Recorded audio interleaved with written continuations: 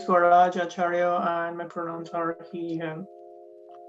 Hi, I'm Chirag Wasani. My pronouns are he, him.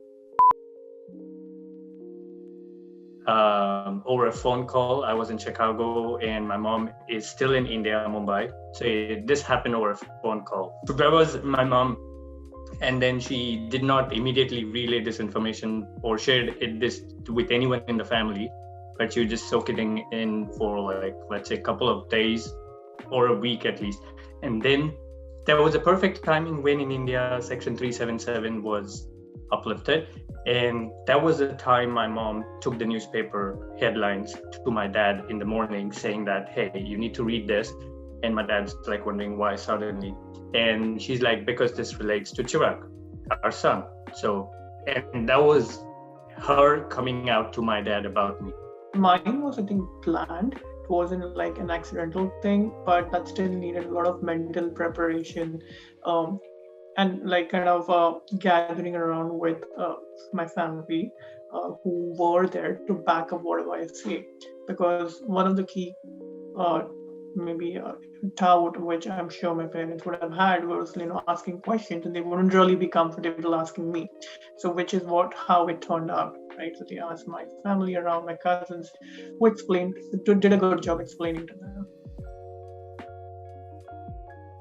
My mom's actual quotation was, no, you haven't met the right girl in your life. Maybe that's why you feel you're not attracted towards girls. My mom was into tears, crying, and blaming it all on herself for two reasons. Firstly, she's not able to understand me. Secondly, it took me this long.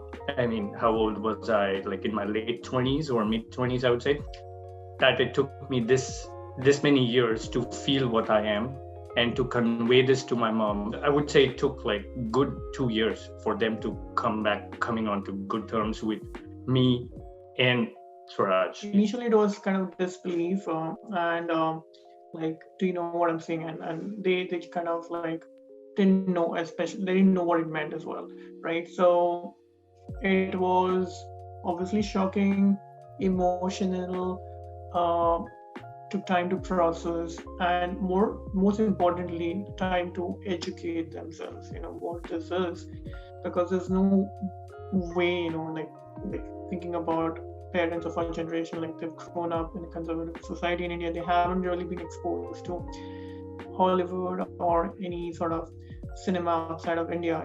There's hardly any representation in Bollywood as such. So that was one of the key things for them. My mom took like good 2 years for accepting me. And since the time she's accepted me, she's accepted him as well as part of the family. And so now at present, she's completely on board with who I am, what I am, and she's there for me basically in every walk of my life now. Took less time than his mom, like for my family to kind of like accept who I am. But it wasn't that bad. I've heard horror stories of people like families disowning their children.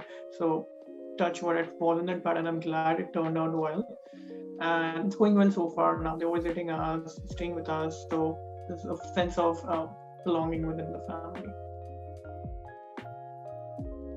One of my friends was visiting from Vancouver, and he dragged me to a Desi LGBT Bollywood night in Chicago. And that's when I met him in person for the very first time. And we had the very first time conversations. So that's how story began from that club. We instantly connected from the same instant night. And there was a weird things going on that night. We both were with other peoples that night, but our chemistry was so strong that we ended up ditching other people, and we just ended up talking with each other till like really early morning, I would say. I think it was meant to be from the heaven, and it happened that way. Since the time I met him, the very first minute, he's the one. Never let him go. And also there was a part of me in back of my mind, like, hey, I'm not even out to my family. Will they even accept me, or will they even accept the relationship? But meeting him, I was like, you know what? If I have him in my life, I'm sure things would work out. If he's meant to enter in my life, there is some reasons behind it. And at the end, things are going to work out. And that's what happened. that's one thing which is rare within our community. And both of us were actively looking for a long-term committed relationship. So that worked out well, and that's why we synced. The main reason for this is that a lot of these people are not out to their families. They don't have their support, either be allies like good friends or families who support them of who they are.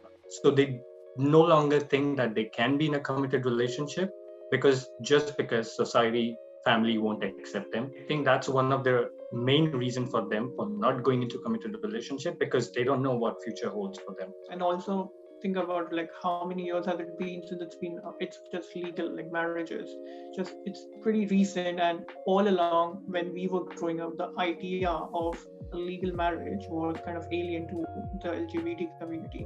So subconsciously, we weren't really thinking on those lines. We were busy, we're just trying to tackle internally and trying to identify ourselves and struggle internally. So the thought process is fairly new. Hopefully going forward things change. It was during the same time when my father passed away and my mom was in a different state completely, and she was mentally so dependent on me to look after her. And that was also the similar time when she wholeheartedly accepted me of who I am. After 2 years of not talking as much, that was the time I conveyed this entire topic to her that, hey, me and Swaraj, we're thinking of getting into a committed relationship, not just on societal visual sake, but we want to make something very concrete, getting into a marriage kind of a relationship. And she took a little processing time, I won't lie on that. But after that, she was on board. She's like, you are happy, you both are happy, I'm fine. But she only had one condition. I would come happily attend your wedding and blah, blah, blah, but just don't do it in India. We have so many relatives, so many society. The same topic goes on. But having said that, subconsciously, I'm sure, they're still trying to figure things out. And the same doubts, like the same expectations as to please don't do it in like India. What will people say? They don't know what to tell.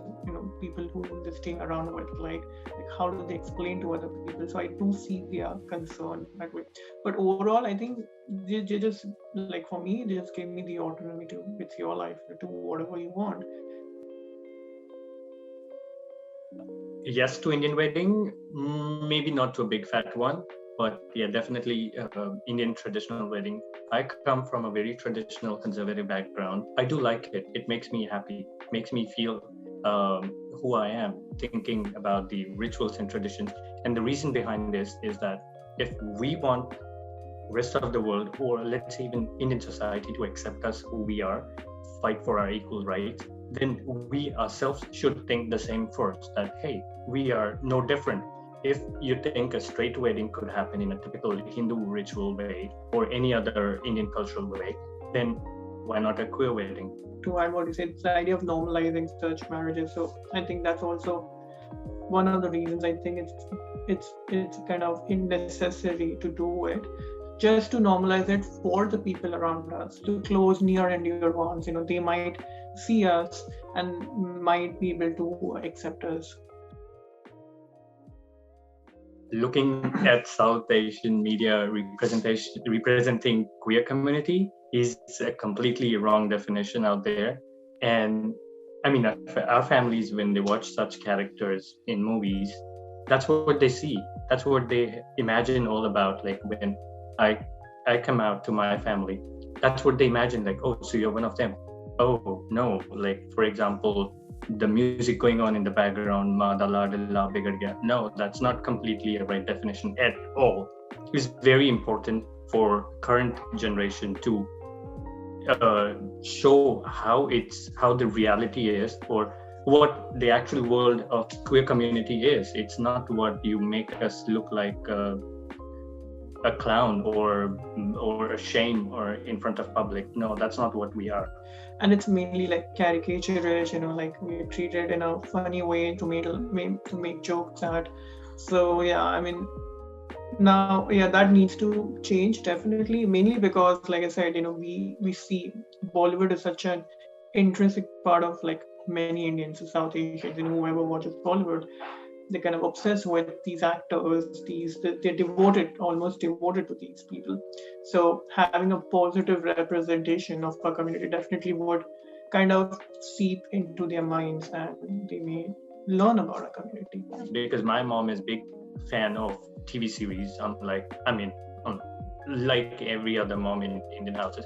So they all kind of think like, oh, so and so series, I saw that, so that's happening in reality. So that's what their idea about any topic is.